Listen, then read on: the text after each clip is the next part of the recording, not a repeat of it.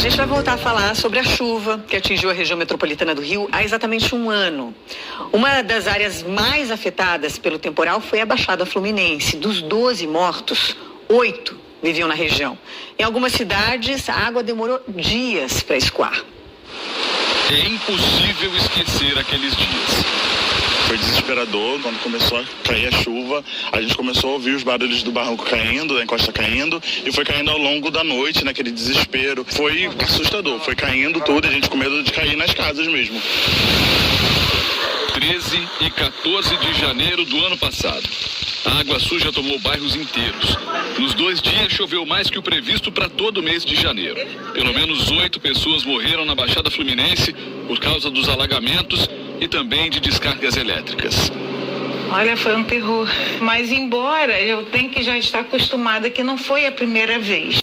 Grandes estruturas que foram construídas justamente para evitar os alagamentos não funcionaram. Foi o que aconteceu aqui. As bombas do canal do Outeiro, em Belfor Roxo, falharam. Na época ficou claro que os equipamentos estavam sem manutenção. Esse foi um dos fatores que contribuíram para que a água do Rio Iguaçu se espalhasse pela Baixada. O sistema de comportas e bombas que deveria segurar a enxurrada faz parte do projeto Iguaçu, que começou a ser planejado no fim da década de 90. Era a promessa para resolver os alagamentos históricos na Baixada. As obras começaram nos anos 2000 com dinheiro do governo federal, mas ficaram pelo caminho. Investigações dos tribunais de contas mostraram irregularidades no uso dos recursos. E as estruturas que ficaram prontas não tiveram manutenção adequada ao longo dos anos. Das 5 bombas de Belfor Roxo, apenas 2 funcionaram na enchente do ano passado. O vice-governador, que estava no cargo de secretário de Meio Ambiente do Estado, prometeu resolver esse problema. O que eu posso comprometer é que ainda em fevereiro, essas obras de toda a reforma, de toda a manutenção do sistema de bombas será iniciada. Na semana passada, voltamos ao local das bombas. Vimos que pelo menos 4 delas estavam funcionando. É preciso planejar o solo urbano de maneira que integrada com a manutenção do sistema para que tudo funcione bem. Os principais rios precisam ter manutenção, as grandes obras de polders precisam ter a devida manutenção, as comportas aí, quando tem bomba, precisam funcionar devidamente, e depois as várias obras de microdrenagem que vão coletar a água das ruas, levar até os canais ou reservatórios e depois vai seguir para o caminho dela até a Baía de Guanabara. Nossa equipe encontrou homens trabalhando nas margens do Rio Botas, mas os moradores só vão ficar tranquilos quando as obras prometidas estiverem prontas. A Cristiane e o Amsterdã moram em Nova Iguaçu, bem perto do Rio Botas. Num trecho que já foi urbanizado, está bonito, mas ainda transborda quando chove. Transbordou no ano passado e alagou a casa toda.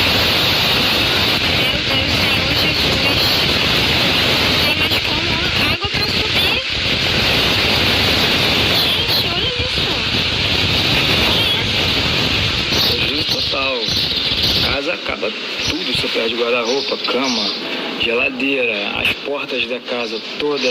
Aí você pensa que vai comprar tudo, colocar de volta, aí vem o ano seguinte de novo a mesma calamidade. Se fosse de aluguel tinha que demorar muito tempo. Para não deixar a casa, a família está construindo mais um andar. Vai se mudar lá para cima na esperança de fugir da água. Esse aqui é outro trecho do Rio Botas que passa por Belfor Roxo. Aqui as margens do rio estão muito sujas e cheias de lixo. Os moradores dizem que não precisa de muito para ele transbordar. É por isso que quando começa uma chuva assim um pouco mais forte, o sentimento dos vizinhos do rio é um só. Apreensiva, levantando tudo. O pouco que resta, né? Porque desde a enchente eu não comprei nada. E nem quero. Seu Manuel e Dona Maria moram bem perto do rio e mudam a organização da casa quando começa o período de chuvas de verão.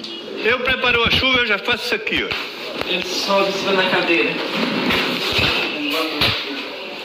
Começou a chover, o senhor Já levanta tudo. Porque se deixar para a última hora, né, cara? pode perder de novo. Enche muito Quando rápido. a água vem, é rápido. Mas fica sempre assim, ou porque agora o tempo está nublado? Não, só quando acaba a época de chuva. Aí a gente desce tudo. Aos 70 anos, eles não querem mais perder o que conquistaram ao longo da vida. Quando chove, o senhor não sai de casa? Sai não posso. Ele não sai não, filho da vida. Por quê? Porque o medo da Já não tem nada. E se levar isso aí, como é que eu vou comprar? Eu ganho salário mínimo. E o que mais incomoda os moradores dessas áreas da Baixada é ver que nem a dragagem do rio, que é pedida há tanto tempo, foi feita ainda. Mesmo depois de 1 ano da última grande enchente. Olhar para cima e ver o tempo de chuva se formando traz medo, ansiedade. É que ninguém quer viver de novo o desespero de ser posto para fora de casa pela água suja. Queremos que realmente, né, as promessas sejam cumpridas, né? E enquanto isso, vocês vão ficando como aqui? Apreensivo, né? Medo, né? E preso dentro de casa. Se tá fora, você não consegue entrar. Se tá dentro, você não sai por conta das enchentes da chuva. É horrível. É difícil, né? Uma vida inteira contabilizando perdas, né? Não é fácil, gente. Outro município que costuma enfrentar problemas nos dias de chuva forte é São Gonçalo. A cidade recebeu verba do PAC para obras de prevenção. A gente vai falar com o Leandro Oliveira, que está lá, ao vivo, em São Gonçalo. São Gonçalo traz os detalhes para a gente. Ô, Leandro, boa tarde para você. O que você encontrou por aí, hein? Oi, Mônica, boa tarde para você também, boa tarde a todos que acompanham o RJ1. A gente está aqui na rua Coronel Lourenço Inácio, no bairro Neves, em São Gonçalo, e a gente encontrou por aqui moradores já apreensivos, porque choveu fraco hoje de manhã, e aqui na rua você já consegue perceber nas imagens ao vivo que a rua ficou cheia de lama, tem água aqui empoçada em alguns lugares, o céu está encoberto, tem bastante nuvem, tá aquele tempo abafado, e isso indica que pode vir mais chuva por aí. Os moradores saem de casa preocupados, porque essa aqui, segundo quem mora aqui na região, é uma das ruas que sempre alagam quando chove forte aqui nessa região. Para evitar mais prejuízos, os moradores tomaram uma iniciativa. Olha, aqui atrás você consegue ver que os moradores dessas primeiras casas aqui da rua aumentaram o nível da calçada, tiraram dinheiro do próprio bolso para fazer essa obra, para que a água não invada as casas. Mas eles disseram que pouco adiantou, porque a água volta também pela rede de esgoto das casas. E aí essa água suja, essa água contaminada, fica parada aqui depois que chove. Inclusive, agora os moradores estão sofrendo também com um mau cheiro. A gente recebeu uma foto de um morador, agora há pouco, ele mandou pra gente, que foi da semana passada. Você vai ver como é que ficou essa rua aqui. A rua ficou cheia de água, os carros passando com dificuldade. Para passar a pé, os moradores tinham que se arriscar no meio dessa água suja. E essa é uma situação que se repete, né? No ano passado, moradores de vários bairros sofreram com os alagamentos, perderam móveis, perderam objetos, perderam tudo que levaram uma vida inteira para conquistar, assim como essas outras famílias que a gente viu agora há pouco na reportagem do Bruno Grubert. E essa é uma situação que poderia já estar sendo evitada, né? Porque São Gonçalo está na lista de cidades que receberam recursos do PAC para obras de drenagem. Foram quase 156 milhões de reais destinados a essas obras para evitar os alagamentos. Mas as obras ainda não começaram. Eu conversei com os moradores, alguns deles gravaram entrevista comigo agora há pouco aqui, me disseram que tem morador que já desistiu de morar aqui, está colocando a casa à venda, não vai querer mais ficar aqui para sofrer de novo com as consequências dos temporais.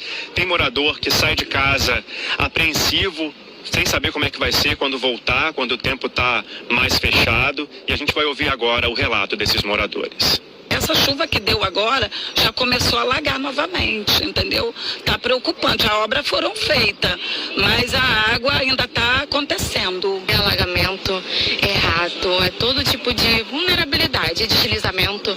Atrás da minha casa também tem um barranco que está prestes a cair, então eu tive que sair dela. Eu acho que isso para mim é o mais revoltante, porque a gente trabalha, paga impostos e não somos nada para as autoridades. Sempre limpamos, lavamos a rua, lavamos às vezes num dia e no outro a lama toma conta de tudo aí, como vocês estão vendo. A gente perde a mobília, né? A saúde e esse desgaste todo aí.